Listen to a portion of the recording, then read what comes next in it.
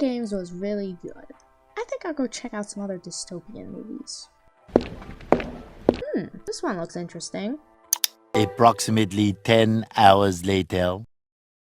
What the Hi everyone, today we're going to be talking about Divergent, what many would call a ripoff of the Hunger Games. Okay, so the movie starts with a narration, which is just immediately putting it in the love it category for me. I mean, I just love narrations. Our founders built the wall to keep us safe, and they divided us into 5 factions. My faction is abnegation. We lead a simple life, selfless, dedicated to helping others. Wait, so basically this entire thing is just based on everyone literally has one personality trait, and like this prevents war, apparently. Anyway, so Beatrice tells us a little more about herself. I'm supposed to never think of myself, to always help others, to never look too long in the mirror. Oh, I get it. So they're basically just old order Mennonites. Got it. So anyway, Beatrice is getting ready for her choosing your group ceremony, so she has to take a test, and what is this trippy experience? What happened? No, but what was my result? Abnegation. So this one was all like, you are a Mennonite. She's like, actually, just kidding. Psych! You're not a Mennonite, you're actually a Divergent. And you can't tell anybody about this because you might die. Or something like that. It's heavily implied anyway. So she goes home and she's not allowed to tell her family about it. So the next day, she goes and does the whole choosing ceremony thing. Caleb Pryor.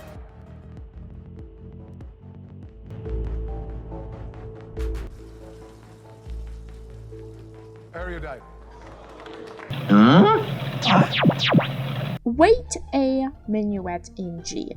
Doesn't that mean he is Divergent? Because he was kind, and now he's also smart? So like, how is she special? Beatrice Pryor.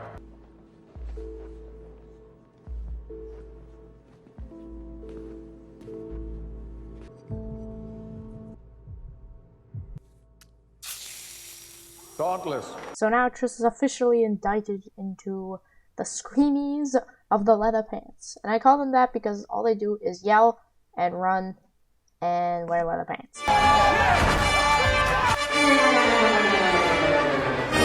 Okay, so it is confirmed that the entire personality of a Dauntless is to run, that and yell. So now Beatrice decides to go by Triss. And actually, I'm being perfectly honest, I did not get this at all until I was literally writing the script for this video, and I was like, oh wait, Beatrice, Triss. Oh, like, duh. I don't know why I didn't think of that before. I was like, why'd you choose Triss anyway? I like seeing that whole movie like a moron. I'm like, oh. My name's Four. During your training, I'll be your instructor. What happened? 1 through 3 were taken? Well, Christina, the first lesson you learn from me, if you want to survive here, is keep your mouth shut. If this was really boot camp, he would have cussed her out, and she'd be doing like 1 trillion push-ups right now. So anyway, I'm sorry. This is so ridiculous, I just can't. We officially meet for... Were you a transfer too? Or Dauntless one? Are you kidding? No. What makes you think you can talk to me?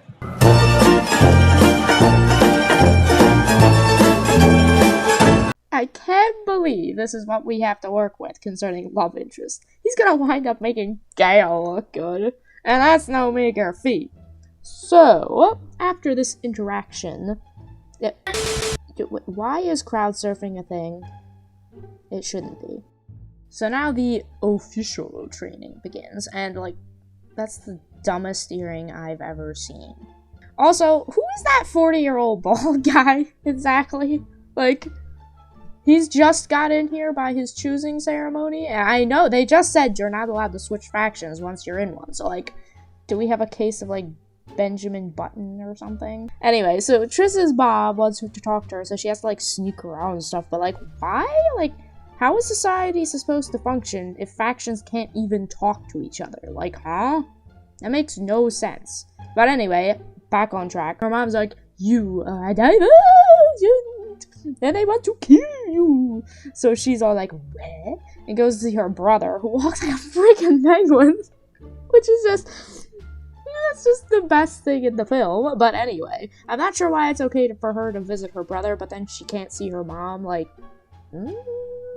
But anyway, her brother is all like, nerds rule, and she's like, no, but goes back to her Dauntless place and almost gets like kidnapped, but Forearm saves her, and he's the romantic scene, of course. But anyway, he's like, you are Divergent. She's like, no. And he's just like, You know it to be true. no! But he's going to help her by going into her dreams so she can, like, properly think like a Dauntless or something.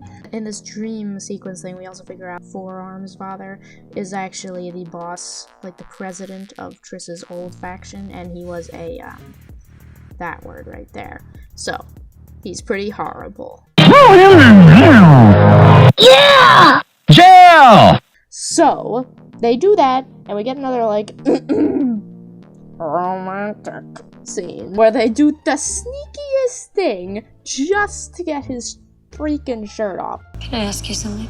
What's your tattoo? You want to see it? Like, whoever was in charge here was like, you know what all the 12-year-olds want? Like, okay, I know exactly what you were doing. And they did too. Anyways, now this evil nerd lady wants to, like, take over the city by making the nerds rule by mass brainwashing the Dauntless faction. But Triss is not affected by this because she's Divergent, of course. So it doesn't affect her for some reason.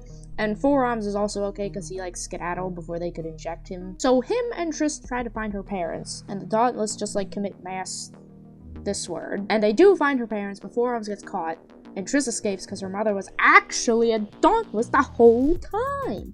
But she dies, and Triss and her family, like her dad and her brother, because her brother decided that nerds were evil now, but to bust Forearms out of, like, HQ. But, I know, there's a lot of buts in this explanation, just bear with me. Forearms has been brainwashed in, like, 10 minutes of his capture, and tries to, like, how much willpower do you have? You get brainwashed in 10 minutes? Like, brainwashing is something that takes, like years and years. It's literally 10 minutes. It's like, brainwashing is not just like, oh, you just brainwashed. It's like, no. It's basically deconstructing the original personality into, like, mush. And then you, like, rebuild it into this new thing that you want it to be. It takes forever. Intense stuff, like tortures, and, like, they use, like, drugs and this, and, like, to get your mentality all screwed up, and, like, it's like a whole it's not 10 minutes. You're not gonna get brainwashed in 10 minutes. It's just stupid. It's ridiculous. But anyway. Look at me.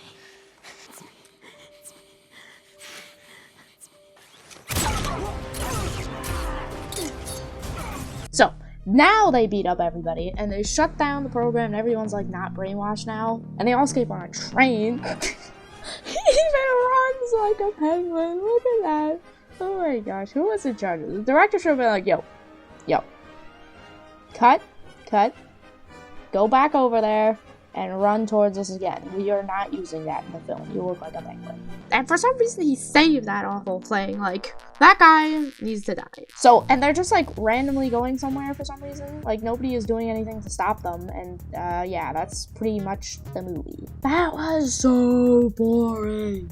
The world building made no sense, the story was practically non-existent, characters were flat, and I hate the Chosen One trope. It feels like someone read The Hunger Games and was like, huh, I could write a teenage dystopian novel. So they wrote this in, like, 3 weeks, and this was the result. It isn't actually really a ripoff of The Hunger Games. I don't think that. I really think it was the person who wrote this read The Hunger Games and really liked it, and they wanted to make their own thing, and so they did. They both have a very serious tone and, like, that kind of thing, but it's not really a ripoff at all. It's just sort of the same genre, so people will kind of say it's a ripoff, but it's not really. At least I wouldn't say so. Just to draw a bit of a comparison here, The Hunger Games had a point. Actually, it had several points and themes, and they were all relevant and added something interesting to the narrative. Divergent does not have a point, at least it's a very generic anyway, and it's basically just like, So, like, conforming is bad, so, like, don't do it. And, like, government is, like, power hungry and, like, evil, so, like, yeah. There's, like, no depth. These themes are touched on. Most of the film is just useless scenes that don't need to be there. It's like, oh, we're training now. Oh, jerky guy with earrings being a jerk. It's like, okay. I don't care. You could probably have cut this film down into, like, an hour. If you're going to make a dystopian film, like, novel, you should have something to say and address it appropriately. However, even with all the nonsensical things in this movie, I still find the most unbelievable thing about it to be the fact that lawyers would be the truthful and honest, trustworthy people. Also, another issue I have with the whole brainwashing thing is when it's done poorly, it's just super lazy. Like in the Hunger Games, the peacekeepers are just kind of like doing their job because like, oh, that's what the government told us to do, which is how it works. But in Divergent, like the author cannot bring themselves to come to the realization that sometimes people who don't view themselves as evil people will do hellacious things. I mean, just look at what happened in, like, Germany during World War II. A lot of those people was like, well, I'm just doing what I'm told. These are just following orders. The author is just too lazy and can't be bothered to actually handle the fact that, like,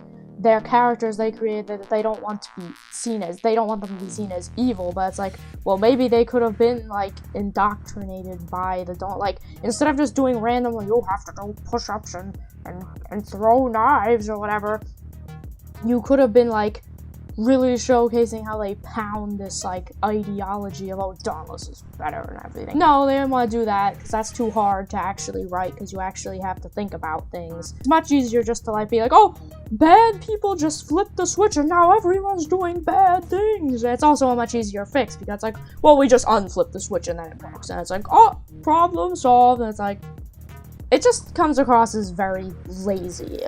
So anyway, this movie was really boring and badly conceived, and if you want to watch a dystopian movie about definitely teenager people, then watch The Hunger Games. It is superior in every single way. Wizard, take it away. Thank you. Now I will demonstrate my opinion of the film.